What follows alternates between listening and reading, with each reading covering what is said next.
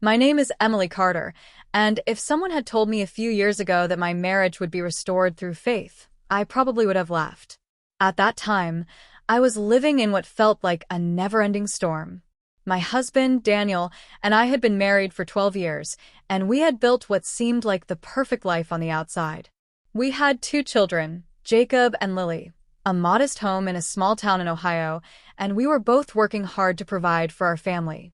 Daniel was an accountant, steady and dependable, while I worked as a teacher at the local elementary school.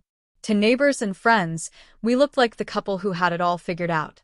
But behind closed doors, the cracks in our marriage were widening, and I was losing hope. It all started in subtle ways. At first, it was the silence at dinner.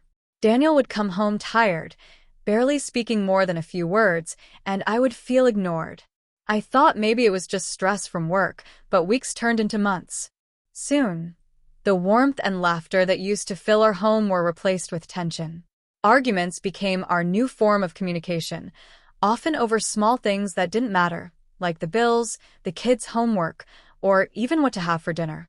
I began to wonder if we had made a mistake in marrying so young.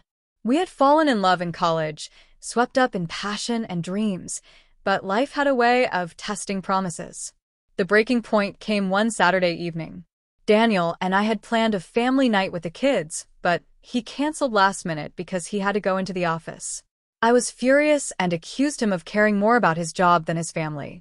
He snapped back, telling me I never appreciated how hard he worked. That night, we screamed words at each other that cut deep. I remember standing in the kitchen with tears streaming down my face, feeling like the man I had promised forever to was now a stranger.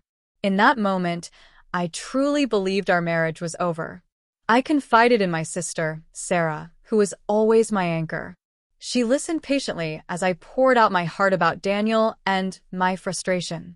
When I was done, she simply said, "Emily, have you prayed about it?" I rolled my eyes at her. "Sarah, this isn't about prayer. This is about a broken marriage." But she didn't back down. "That's exactly why you should pray. God can restore what seems impossible." Her words stayed with me, though I didn't want to admit it. For weeks, I struggled with resentment.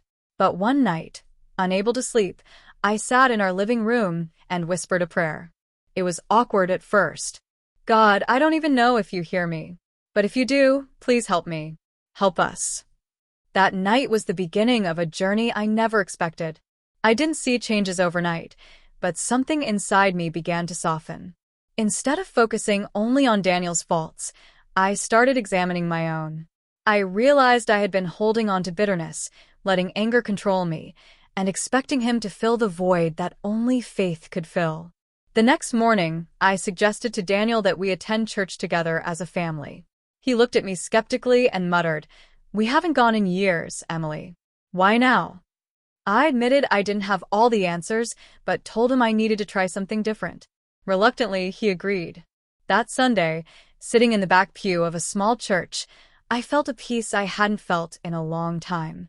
The pastor spoke about forgiveness, about letting go of pride, and choosing to love even when it's hard. I felt like he was speaking directly to me. Over time, going to church became a habit. At first, Daniel was disengaged, but slowly I noticed changes in him too.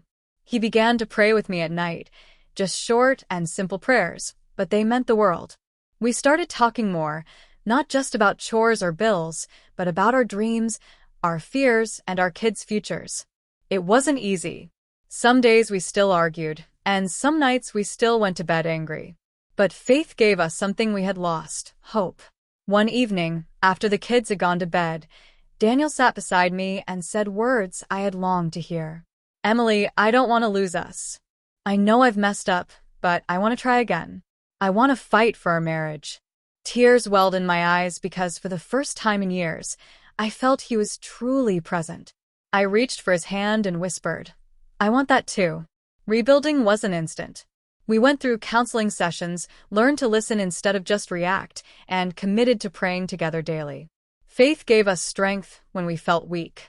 I learned that love wasn't just about feelings, it was about choices, choosing to forgive, choosing to believe the best in each other, and choosing to stand firm even in storms. There was one moment that sealed my conviction that God was restoring us. Jacob, our 10-year-old, came home from school with a drawing. It was of our family, all four of us holding hands with a big heart above us. At the bottom, he had written, "My family is strong." Seeing that reminded me why this fight was worth it. Our children were watching us, learning from how we handled conflict and commitment. That drawing now hangs on our fridge as a daily reminder of grace. Through faith, I discovered that restoration doesn't mean going back to how things used to be. It means being rebuilt into something stronger. Daniel and I still face challenges, but now we face them together, not as enemies, but as partners. We laugh more, we hug longer, and we make time for date nights even if it's just sitting on the porch with coffee. Looking back, I see how far we've come. My marriage was restored not because we are perfect, but because we allowed faith to guide us. I share this story because I know many couples out there feel hopeless, trapped in silence or constant fighting. But I want to tell them it's possible. With patience, forgiveness, and faith, broken pieces can become whole again. Today, I'm grateful for the storms because they taught us resilience. They showed us that love is more than just a word, it's a daily act of grace. And most of all, they reminded me that faith is powerful enough to restore even what feels beyond repair. My marriage was restored through faith, and that truth is something I will carry for the rest of my life.